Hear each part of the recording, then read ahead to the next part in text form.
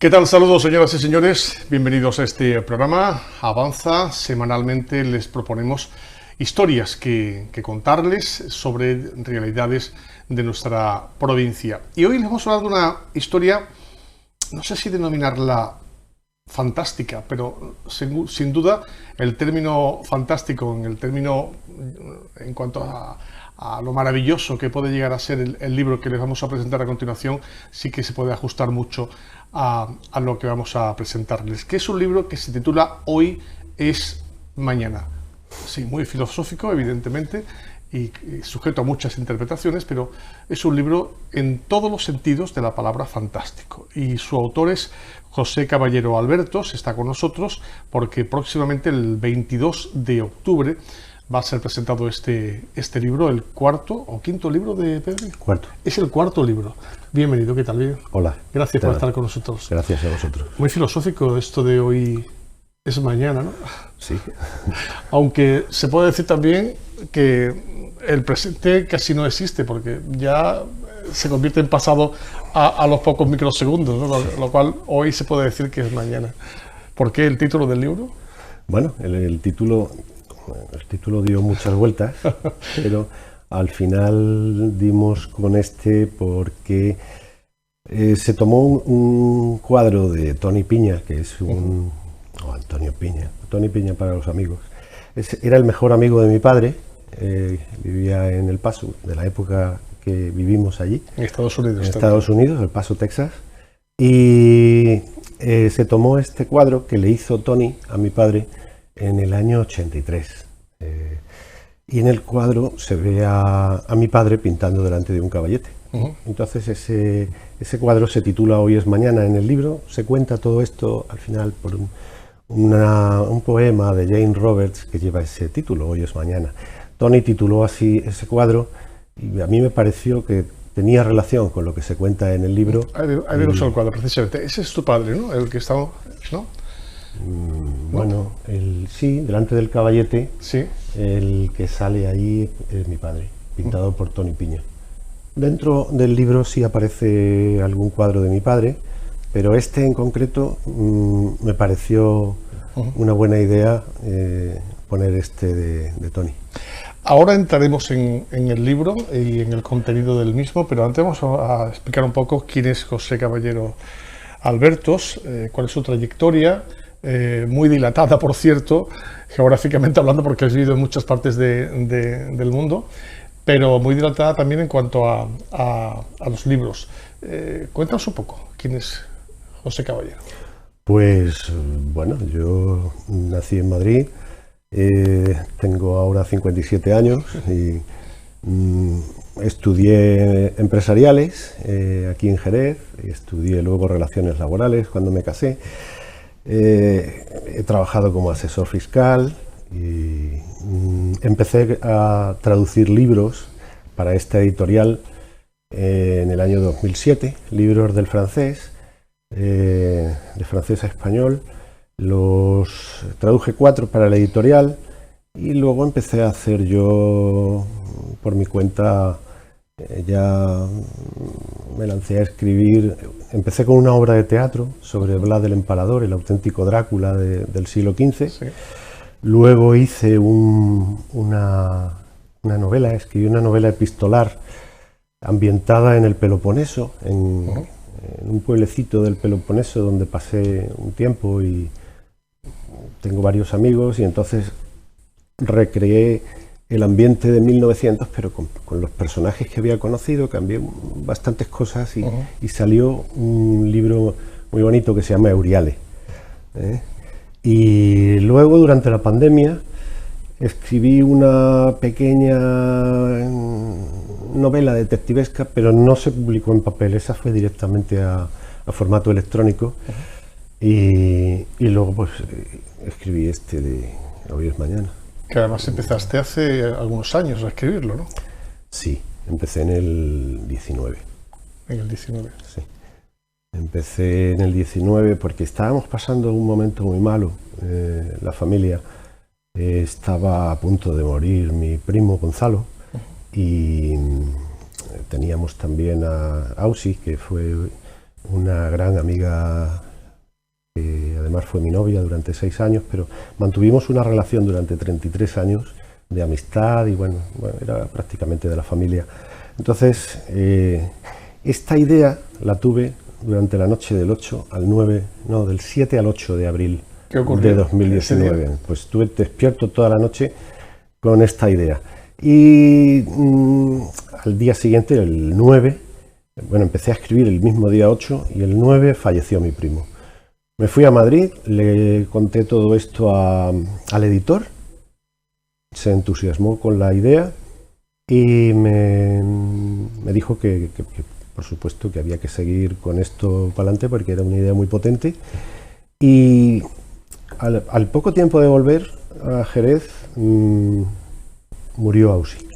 Mi padre estaba muy mal, llevaba ya muchos años, desde el 2012, postrado con un Parkinson que le estaba dejando absolutamente rígido, y cuando empecé yo a escribir esto fue 1 año y medio antes del fallecimiento de mi padre. Claro, el libro empieza con el tanatorio y la muerte de mi padre. Cuando él me preguntaba cómo iba el libro, que ya casi no me preguntaba porque contar, claro. Ya no sí, teníamos... Pero bueno, yo no le quería contar nada porque era muy duro, ¿no? Y entonces eso me estaba ayudando durante todo ese tiempo a sentirme más conectado a mi padre. Cuando fallece, definitivamente, digo definitivamente porque claro, sí, bueno, ahora hablaremos de eso. Y cuando fallece en septiembre del 20, en plena pandemia, fue además muy doloroso porque, bueno, todo lo que pasó, sí, de que no podíamos entrar en los hospitales, el tanatorio, fue un poco distinto a como se narra en el libro. Porque el tanatorio no pudieron venir las personas que querían haber venido. Y bueno, en definitiva lo viví 2 veces. El tanatorio para mí fue una sensación muy rara porque estaba allí, lo había vivido en el libro. Y aunque de otra forma, pero lo estaba viviendo otra vez. Y luego, cuando vuelvo a casa, pues sigo escribiendo el libro y me sirve. Tiene un efecto lenitivo, un efecto balsámico, que sigo para en contacto, sigo, ¿no?, totalmente conectado a mi padre durante todo el tiempo, que hasta el verano del 23 no termino el libro, porque yo soy bastante lento escribiendo. Es una forma de reconectar también con esas personas que se marcharon. Claro, sí, porque no es el único, mi padre, el fallecido que aparece en el libro. Bueno, vamos a contar ya, porque hay mucha gente que dirá, bueno, estamos hablando de personas que se han marchado, pero que siguen estando ahí. Vamos a contar hasta donde se pueda contar, sí, sin hacer demasiado spoiler en relación a este libro. ¿Cuál es un poco la temática? Bueno, la temática es la posibilidad que ofrece una compañía de seguros, la más potente del planeta, ofrece la posibilidad de, cuando fallece una persona, darte un pendrive con la mente de esta persona. Entonces llegas a casa, lo conectas y bueno, la tecnología va avanzando a medida que se va desarrollando. Al principio empezamos con una conexión solo por audio. Hablamos con mi padre, pero luego ya tenemos vídeo y tenemos otras posibilidades. Vamos viendo cuál es el mundo virtual en el que él vive y esto hace que sigamos en contacto con él. Al final él tiene teléfono, tiene acceso a Facebook y todo se va... Y vive en una urbanización, ¿no? Bueno, eso no se sabe al principio. Bueno, pero se va, poco a poco Él vive en una pequeña habitación y nos, sí, va describiendo, tiene libros, claro, y poco a poco pues va aumentando el espectro de cosas que tiene para distraerse allí. Yo te decía antes de entrar en plató, estábamos desayunando, le decía que me da la impresión de que se ha adelantado también en el tiempo, porque esta idea que refleja en el libro se puede hacer realidad ya con la inteligencia artificial, o al menos lo que conocemos el usuario de a pie de lo que es la inteligencia artificial, porque evidentemente las grandes empresas tienen pues un potencial tremendo que aún desconocemos. Creo que te has adelantado un poco en el tiempo y probablemente esta idea se pueda hacer realidad, ¿no? ¿Tú piensas que sí que puede hacerse realidad esta idea? Bueno, es posible. No sé si algún día llegaremos a tanto, pero es posible, ¿por qué no?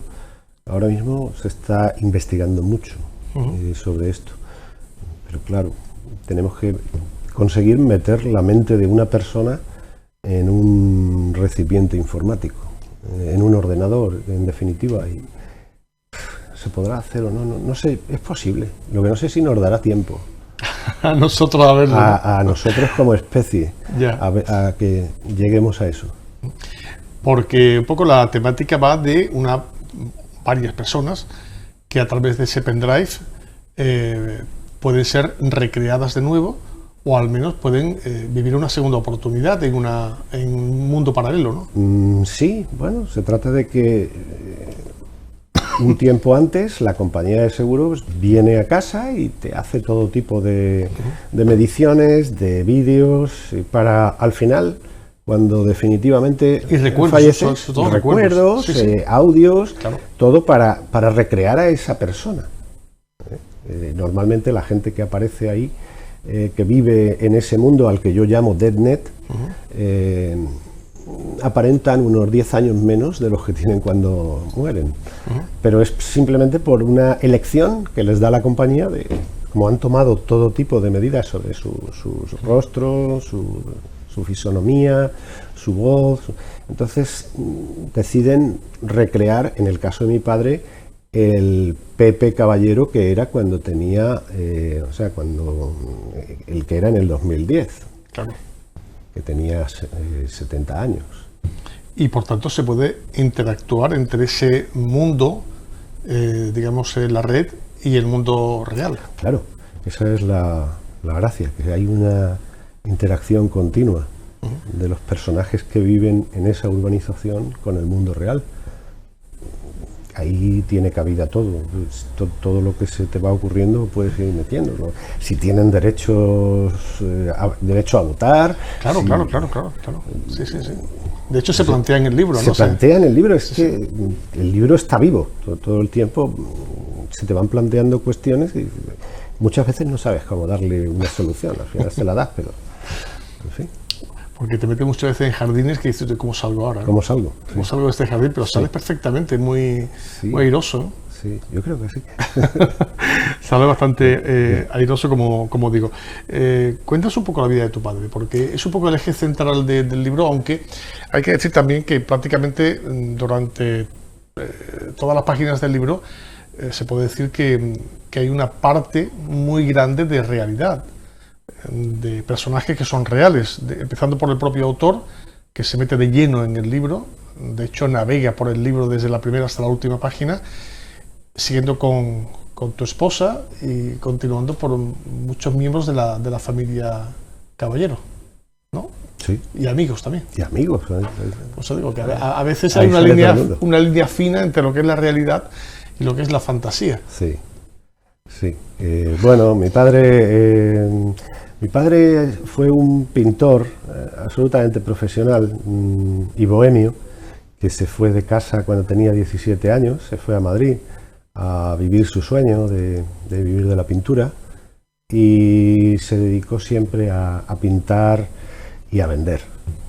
No trabajó en ninguna empresa, solamente su caballete, sus pinceles, y nos tenía siempre al retrotero, de un sitio a otro, y esa es la vida que llevamos con él, por Estados Unidos, por México, por muchos sitios. Y vivió así, y así murió, libre. Y así continuó después. Y luego continuó después, además, y rebelde. Digamos que también se recrea en DeadNet, se recrea ese espacio vital en el que él se desenvolvía, ¿no? Sí. Hasta con la moto. Hasta con la moto. las aventuras de... Cuenta hasta donde puedas contar, evidentemente, porque tampoco queremos hacer, como les decía No, al principio, bueno, un spoiler del libro, pero sí es una forma también de incentivar a la gente a que pueda adquirirlo. Vamos a decirlo ahora, después lo diremos al final. Es el 22 de octubre en los claustros de Santo Domingo. Ahí tienen la invitación, lo están viendo en pantalla. En concreto, la alcaldesa de Jerez y en su nombre el delegado de Cultura, pues les invitan a esa presentación que es abierta, que será el próximo 22 de octubre en los claustros a partir de las 8:30 de la tarde. Esa presentación, como digo, es pública, puede asistir el que quiera, y ahí se puede adquirir el libro, pero también en digital. Bueno, todavía no hemos lanzado la versión electrónica, saldrá, me imagino que la sacaremos entre el día de la presentación y final de mes. Quiero sacarlo. Ahora estamos con la traducción al inglés. Los otros libros están todos en formato electrónico, tanto en inglés como en español, en internet. Y en papel tenemos solamente en español el primero, el de Vlad el Empalador, Euriale, y este de ahora. Son los tres que hay en papel, solo en español. Así podrás leerlo en DeepNet, ¿no? Claro. Decíamos al principio que fue una forma también de reencontrarte con tu padre, pero también con las personas que se marcharon, ¿no? Sí. Ponerse un poco en la piel de ellos cuando están en esa situación debe ser también complicado, ¿no? Bueno, porque cada personalidad es un mundo. Y de personas reales, no inventadas. Sí, sí, claro, y además hay que tratar todo con mucho respeto y mucho cariño, porque es un tema muy sensible. Entonces hay que manejarlo con mucho cuidado. Pero yo creo que se ha hecho así, que no creo que haya nadie que se vea en el libro y pueda sentirse mal ni tener ninguna queja al respecto, ¿no? Y el resto de personas que salen, pues salen amigos, todo está muy bien. Sí, porque además se recrea, como bien decía Pepe, se recrea la situación actual, Jerez de la Frontera, incluso se sitúa esa compañía de seguros en la calle Larga de Jerez. Sí. Digamos que es una novela que a veces, porque no sé si denominarla como tal, novela. Sí, Sí, claro. es una novela que a veces tiene visos de realidad y otras veces visos de fantasía, pero hay momentos en los que dices, ¿será verdad? No me estará contando una trola, sino que realmente existe esta empresa, y más de uno, y aquí un servidor ha buscado en internet eso de DeepNet, diciendo, igual sí, y sí, como decía el otro, y sí. Sí. Quizás porque desea uno, ¿no?, que sea realidad. Sí, claro, eso sería lo bueno, que todo eso existiera. ¿Y por qué no? Porque además tienes una oportunidad grandísima de continuar una segunda y una tercera parte del libro. No sé si te lo has planteado. Sí, bueno, a ver, el libro había que ponerle fin, porque Sí, como claro. te dije antes, tenía cabida todo, cualquier cosa que se te iba ocurriendo se podía meter fácilmente ahí, pero bueno, había que darle un final. ¿Hacer una segunda parte? Pues sí, porque tiene un final un poco abierto y se podría hacer, pero Si te lo piden los lectores. no sé, porque mira, cuando... Porque aquí hay uno que te lo pide ya. Esa segunda parte, Pepe. Bueno, lo pensaré. Y como guión cinematográfico también. Sí, eso sí, yo creo que funciona muy bien como guión cinematográfico. La verdad que sí, pero bueno, ahí está, no sé. Es que no tengo ningún amigo director de cine para hacérselo llegar, pero la sugerencia está ahí. La sugerencia está, se puede hacer un guión basándose en el libro, con los mismos o con otros personajes, y puede ser perfectamente llevado a la gran pantalla, porque bueno, tiene argumento y tiene aventura. Y un giro en los acontecimientos tremendo, que evidentemente no se puede contar. No se puede contar, pero claro, bueno, llegó un momento en que, como a mitad del libro, había que darle un giro. Porque siempre tienes que crear un conflicto que genere tensión, que genere intriga. Entonces estaba quedando un poco a mitad del libro descriptivo y había que darle un impulso. Entonces cambió radicalmente. Nos metimos en una aventura tremenda. Y aventura, nunca mejor dicho, porque es una auténtica aventura en todos los sentidos. Sí. Sí. En la que tú eres el protagonista. Sí, pero ya está, no podemos decir más. Bueno, es el protagonista, está claro, desde el minuto 1, desde el libro, él es el protagonista porque habla un poco en primera persona de lo que está ocurriendo en ese mundo virtual que, como bien dices, o como digo yo, creo que se hará realidad algún día, porque es evidente que los acontecimientos están superándonos un poco en cuanto a la inteligencia artificial se refiere. ¿Cuántas veces lo has modificado el libro? Porque en 4 años ha dado tiempo para dar. Claro, es que eso es lo que me pasa. ¿Ha habido aventuras que estaban pensadas, escritas y que las has desechado? Sí, me pasa mucho porque, vamos a ver, yo cuando escribo, supongo que mucha gente, gracias a que hoy tenemos pues la tecnología que tenemos para escribir, esto pues en el siglo XIX no se podía hacer. Había que escribir a mano y tirar el papel, empezar otra vez, hacer borrones. Batear, claro. Pero entonces yo lo que hago es, empiezo un archivo, le llamo, a lo mejor, este libro al principio se llamaba El pendrive de papá, pero era un título que cuando se le decía a la gente ponían una cara muy rara. Luego se cambió, hasta que dimos con este, ¿no? Gracias al cuadro este de nuestro amigo Tony. Pero al principio se llamó El pendrive de papá, luego se me ocurrió una modificación de un título de una obra de teatro de Jardiel Poncela, que era Lo que le sucedió a Pepe después de muerto. Entonces yo le cambié Pepe por papá, pero me parecía muy evidente esa especie de plagio del título y entonces le dimos ya con este. Entonces al principio pues tú haces un archivo, el pendrive de papá .001, y ahí empiezas a escribir.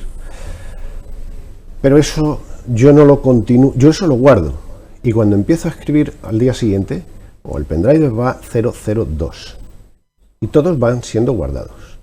De forma que al final tú te puedes encontrar con el pendrive de papá 358, claro, o lo que sea. Y siempre te van quedando esas ideas que no las borras. Vuelves donde estabas el día anterior y reconectas y dices, esto no me gustaba, voy a cambiar, porque además te ha dado tiempo a cambiar un poco la idea, a madurarla.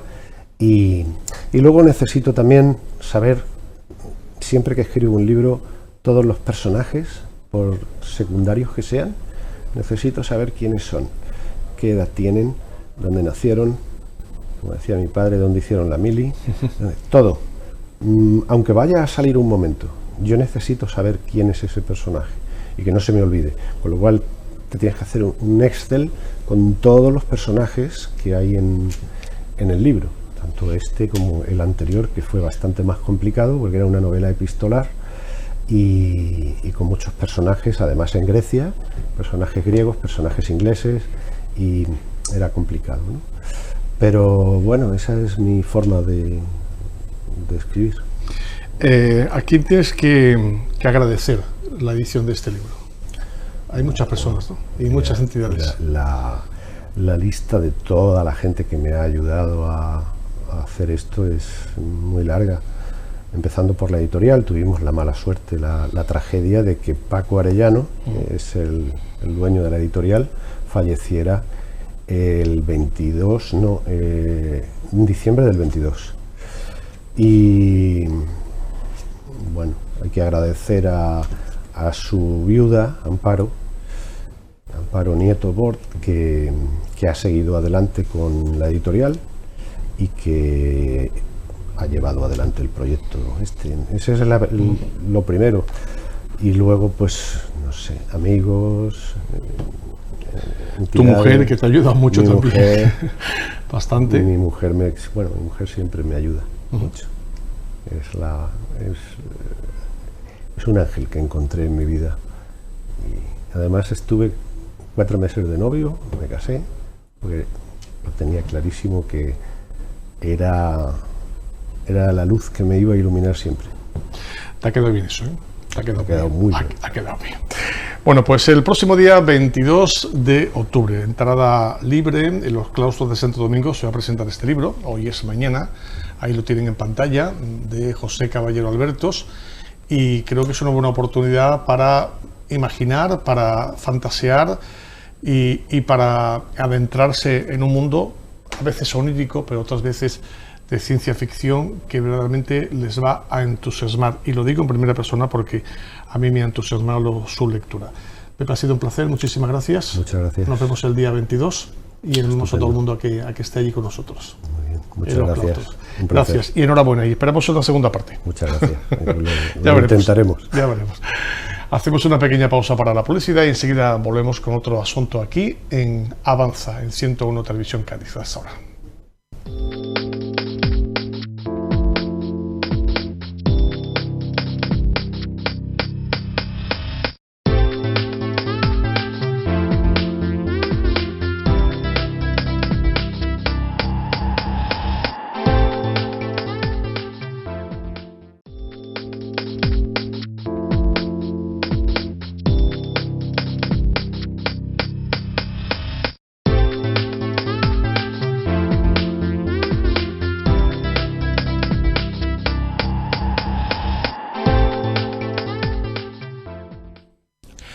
Bien, continuamos en la segunda parte de nuestro programa Avanza y vamos a hablarles ahora de una iniciativa mundial que ha logrado erradicar una enfermedad que en los años 50 y los años 60 en nuestro país provocó muchos estragos, la verdad. Es la poliomielitis.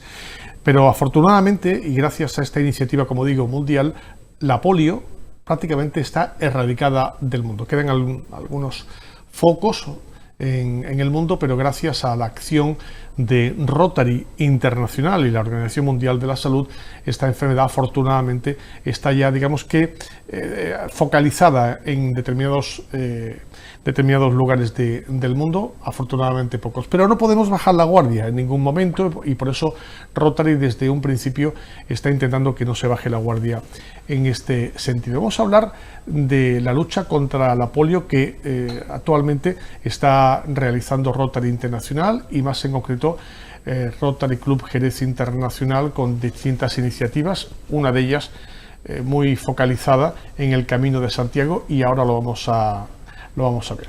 Está con nosotros Alfredo García, vicepresidente de Rotary Club Jerez Internacional. ¿Qué tal? Bienvenido. Buenos días, Esteban. Y como va a salir ahora en pantalla, un poliogrino. Un poliogrino, sí. Y ahora vamos a explicarlo. Ahí lo veré. Alfredo García, un poliogrino.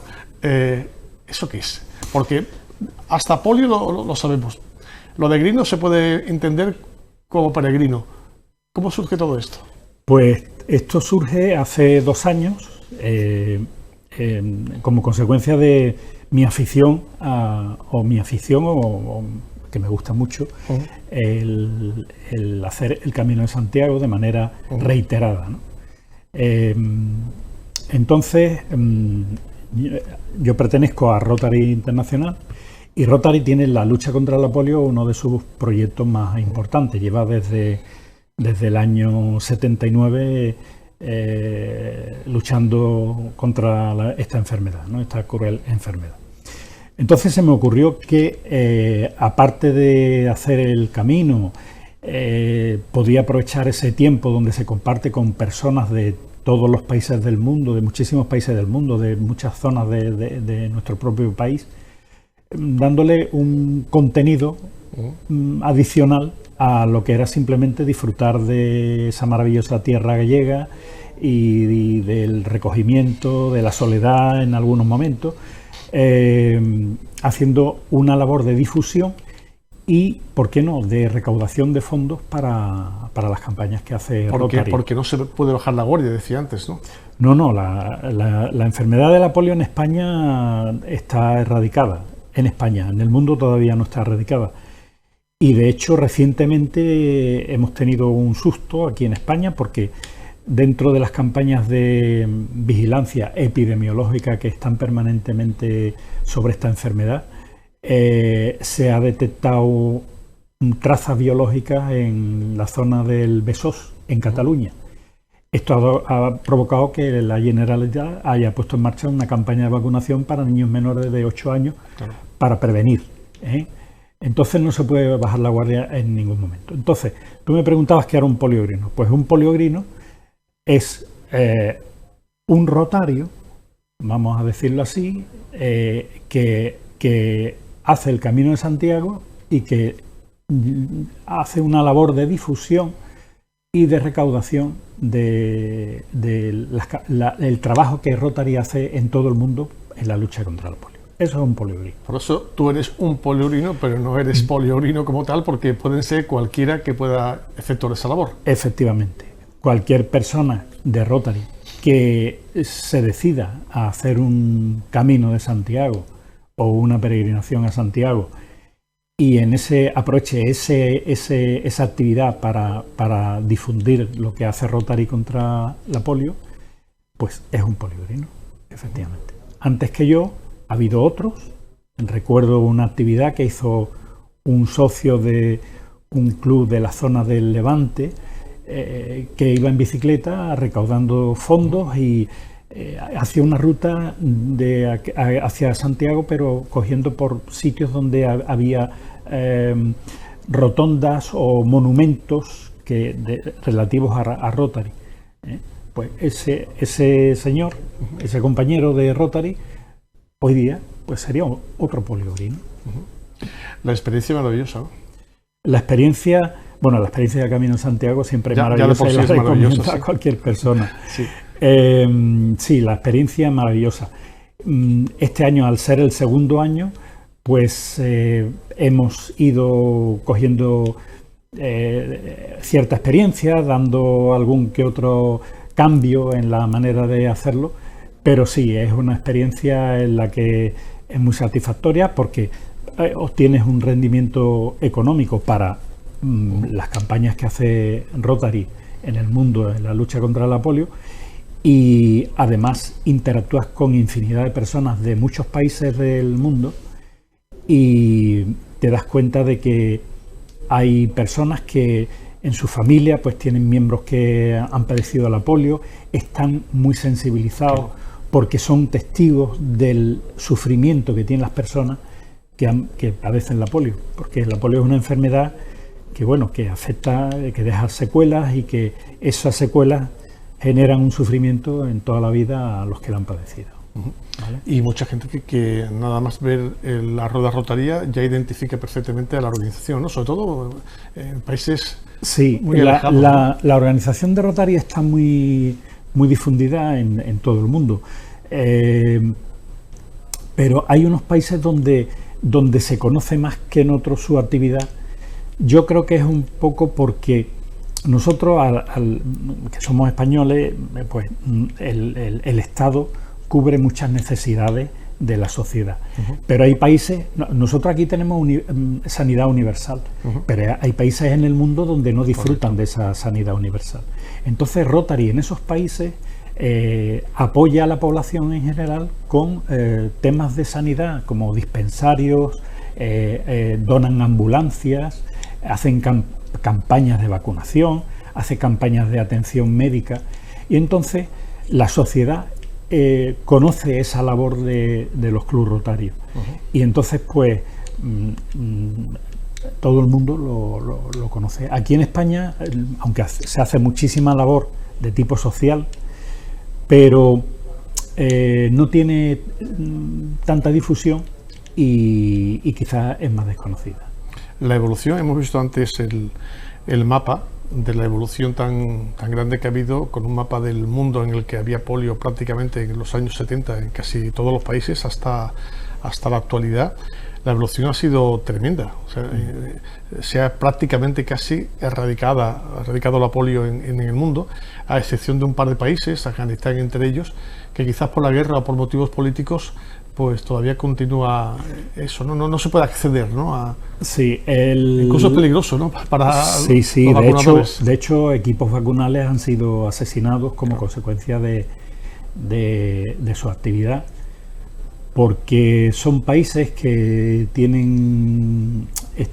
hay zonas donde están muy controladas por líderes religiosos, y es difícil el llegar a esas zonas remotas.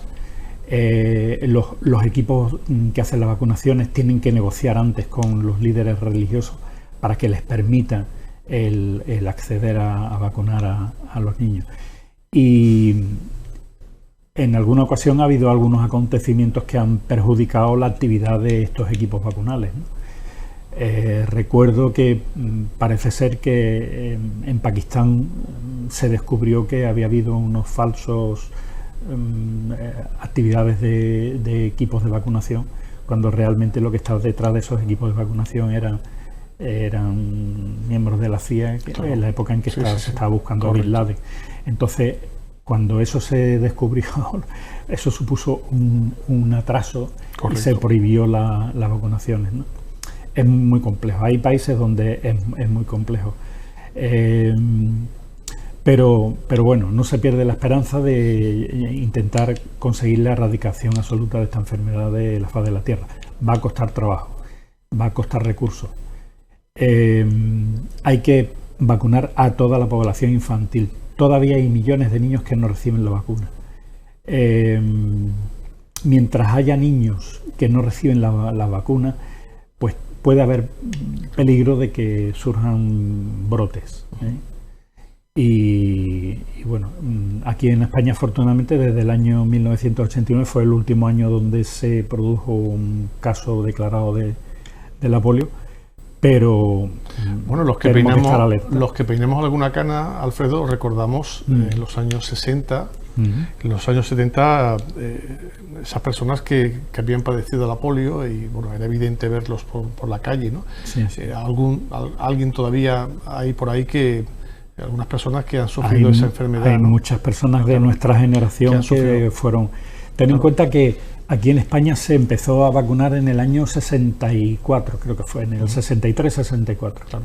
Entonces, hasta el año 63, yo nací en el 57, pues hasta el año 63 había muchísimos casos de polio.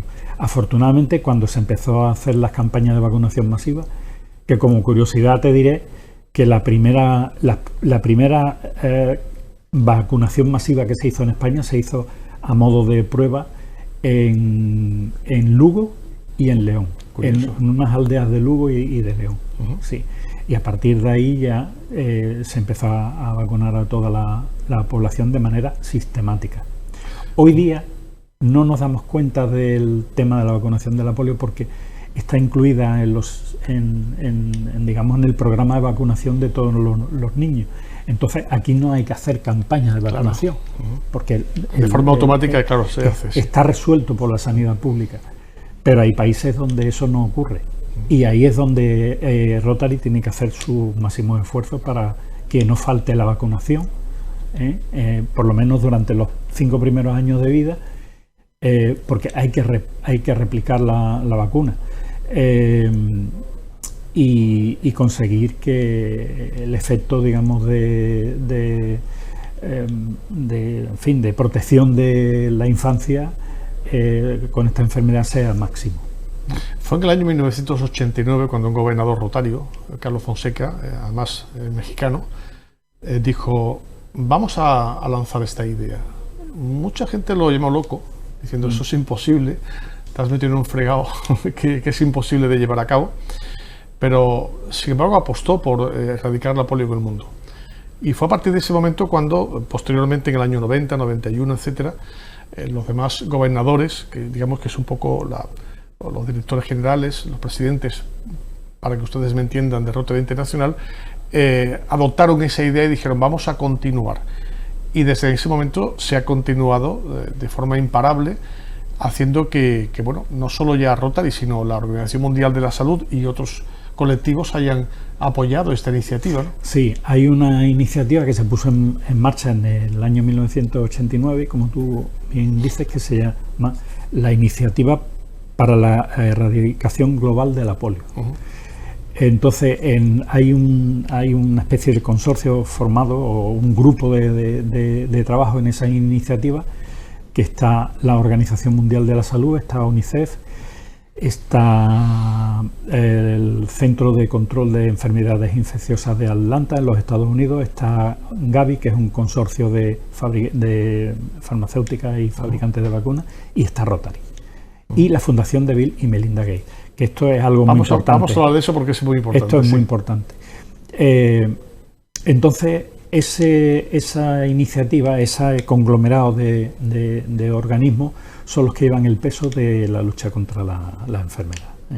Ahora, recientemente, en Gaza apareció un caso, como consecuencia de la situación de guerra que hay allí. Hubo un solo caso y eso motivó el que se crease una campaña de vacunación urgente. Se consiguió una tregua de 3 días del gobierno israelita para poder dar la vacuna a la población infantil, y en ese caso intervino la Organización Mundial de la Salud y UNICEF.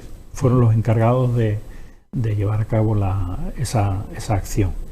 ¿Y la Fundación de Bill y Melinda Gates? Pues la Fundación de Bill y Melinda Gates tiene un convenio con Rotary desde hace años que hace que se consiga triplicar los recursos económicos que Rotary recauda para la lucha contra la polio. O sea, por cada euro que nosotros recaudamos, la Fundación de Bill y Melinda Gates nos da 2 euros más. Hasta 50 millones de euros al año. Que no está nada mal.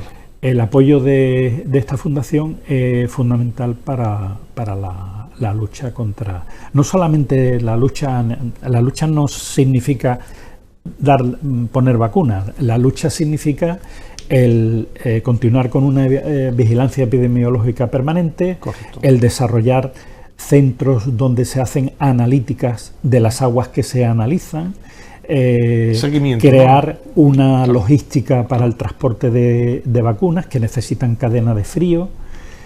Entonces es algo muy complejo. Y hay otra cosa importante. Esta estructura que se ha creado en base a la lucha contra la polio está sirviendo también para utilizarse para otras emergencias sanitarias que se producen. Porque hay centros de investigación, hay centros logísticos, y entonces pues cuando la COVID, pues esos recursos que existían ya organizados para la lucha contra la polio se utilizaron para la lucha contra el COVID. Y ha habido zonas también donde ha habido, por ejemplo, brotes de epidemia de malaria, que también se ha utilizado la infraestructura creada para la lucha contra la polio para atender a otras enfermedades infecciosas. Por tanto, es importante la recaudación, evidentemente, y no solo ya con Polio Grino, ¿no?, que es un poco ese personaje que evidencia la lucha contra la polio en el Camino de Santiago, sino también con otras actividades que se han realizado aquí en Jerez y que se siguen realizando, porque próximamente, en octubre, se celebra el Día Mundial contra la polio, con una marcha que ya se ha realizado aquí en Jerez y con otras actividades que intentan pues recaudar fondos, entre ellas una relacionada con la radioafición. Cuéntanos. Sí, bueno, se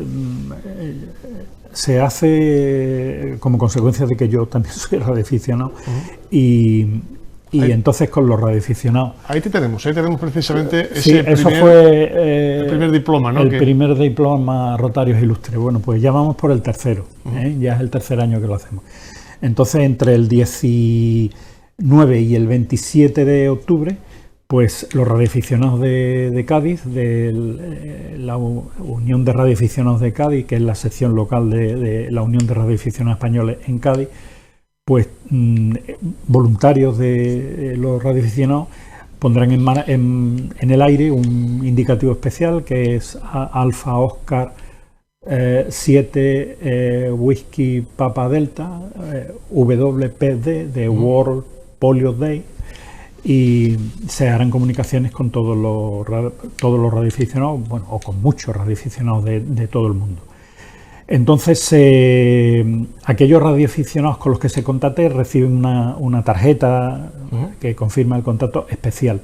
Y aquellos radioaficionados que hagan una donación a través de una plataforma de donaciones que está abierta, además reciben un diploma. Qué bueno. En este caso, sobre este año, el tercer diploma Rotarios Ilustres, está hecho en honor a Neil Armstrong, que fue el primer humano que pisó la Luna con el Apolo 11 y que era rotario honorífico en un club rotario de los Estados Unidos.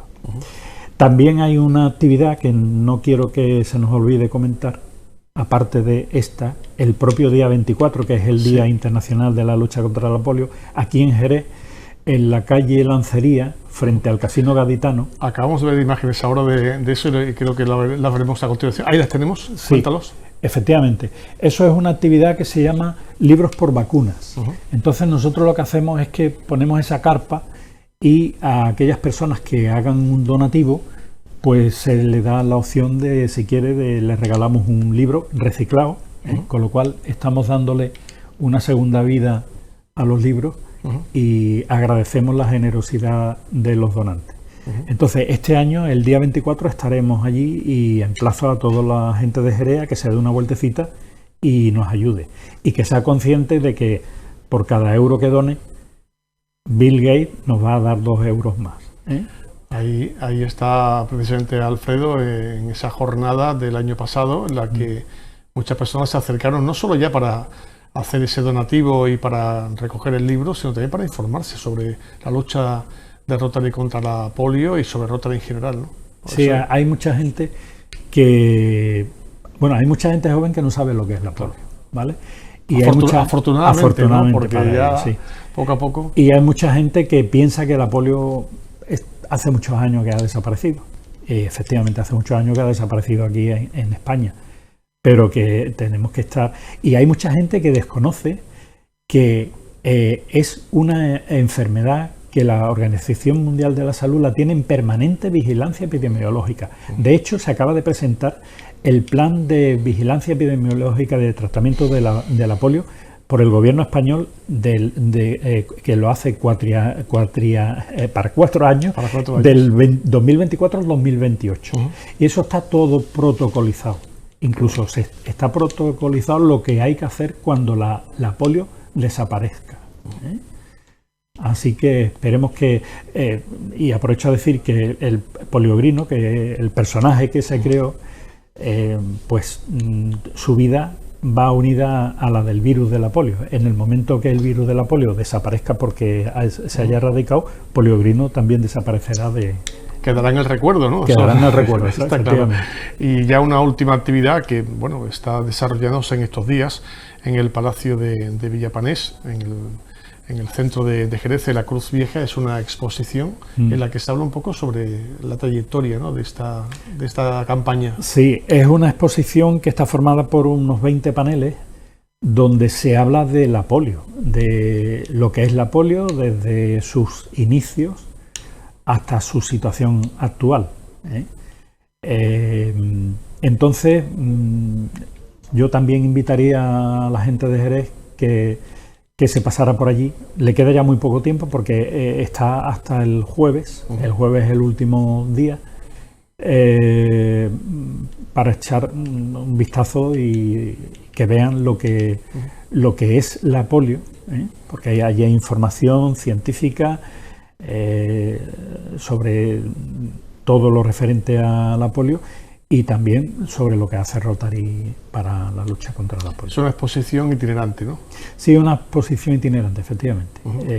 De aquí de Jerez se va a la zona de Levante y está permanentemente circulando por todo el país y exponiéndose para dar a conocer un poco lo que ha sido la polio, lo que ha sido la polio y lo que es en este momento actual. Hay que recordar que el Palacio de Villapanés es la sede actual de la Delegación Municipal de Cultura del Ayuntamiento de Jerez, que de forma generosa ha ofrecido estas instalaciones para esta exposición y que va a contar con la presencia de Alfredo, que va a estar allí constantemente resolviendo cualquier duda que tenga la gente en torno a esta enfermedad y a cómo puede colaborar, ¿no? Efectivamente. Sí, sí. Estarás allí estaré al pie del cañón. De hecho, cuando terminemos aquí, voy para allá para atender a la gente que pueda ir de visita. Y ya por último, Alfredo, si hay alguien interesado en participar, quiero aportar algo, o bien de mi tiempo, o bien económicamente, para la lucha contra la polio, por distintos motivos, porque tengo un familiar o porque estoy sensibilizado sobre el tema, ¿cómo lo puedo hacer? Al margen ya de estas iniciativas de las que hemos hablado y que son muy puntuales. Sí, bueno, pues ahí una de las cosas que puede hacer es visitar nuestra página web, la página web de nuestro club, que la dirección web es Rotary Jerez Internacional todojunto.org, ¿vale? Entonces, en esa página hay enlace a plataformas de donación. Esa es una de las páginas. Otra de las páginas puede ser directamente Rotary, tiene una página que es enpolio.org, donde también se pueden hacer donaciones. Y si quieren visitar nuestro club y ver lo que hacemos, que no solamente hacemos esto relacionado con la polio, tenemos muchos otros proyectos siempre encaminados a la filosofía de devolver un poco a la sociedad lo que la sociedad en algún momento nos ha dado a nosotros, ¿no? Y a cultivar la amistad entre los socios. Pues estamos abiertos, si alguien quiere en algún momento hacernos una visita, pues a través de la página web también hay un formulario y puede plantear el que quiera visitar nuestro club y estaremos encantados de recibirlo. Pues Alfredo, ha sido un placer tenerte con nosotros aquí. Pues muchísimas gracias. Y que sea la enhorabuena a todos los miembros del club por esta iniciativa interesante y sobre todo por haberse sumado a una iniciativa mundial que está logrando que una enfermedad tan terrible, y como digo, para los que peinamos ya alguna cara sí que nos acordamos de esas imágenes que afortunadamente ya pues no se ven por la calle, pero esperemos que eso no vuelva, y gracias a Rotary y a otras organizaciones, afortunadamente la poliomielitis está prácticamente erradicada del mundo, aunque como siempre decimos, no se puede bajar la guardia. Alfredo, muchísimas gracias, enhorabuena. Gracias a vosotros por la actividad. Ponemos el punto final. La semana que viene volvemos aquí con otro asunto importante, destacado de 101 Televisión Cádiz. Que pasen una feliz semana. Adiós.